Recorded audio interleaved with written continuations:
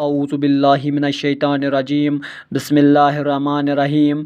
टाटियो बच्चों अस्सलामु अलैकुम वरहमतुल्लाहि वबरकातुहू। मे छ उम्मीद कि तुम यूँ ठीक। यह class second subject English. Topic snowball यानी तुहज किताब हज लेसन नंबर 5 तो तुहज किताब हंदिस पेज नंबर 30 पे। टाटियो बच्चों यह स्नोबॉल यह लिखम शल सिल्वर स्टीन यानी शल सिल्वर स्टीन अकिस शीन गोलस मुतलिक यह पोयम लिखम। टाटियो बच्चों युस जन शीन शीन सह किस्म शक्ल हेकान बनयित यानी इंसान सं शक्ल बनावान वरिया किस्म गुड़िया हेकान बनयित। टाटियो बच्चों अति शीन गोलस मुतलिक आज यह सबक परुन।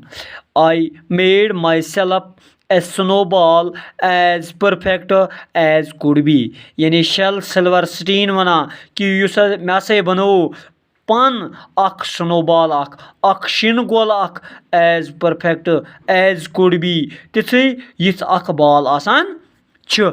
आई thought I would keep it as a pet यानी बह सोचा यिथ पे अख पालतू यिथ पे अख पालतू जानवर रचान इथे पे हसा पालहान बह इथे पे रचान बह यह snow ball and let it sleep with me. और युस हसा यह स्नोबॉल यह हसा शुंघे मे निश यह हसा आसान बह पानस निश सावान। आई मेड इट सम पजामस यानी वरिया किस्म पोशाक यानी वरिया किस्म पजाम हसा बन मे अम खतर and pillow for its head बे हसा बनो मे अम खतर अख शानगुन यानी पिलो वनो टाटियो बच्चों अख तकी अख।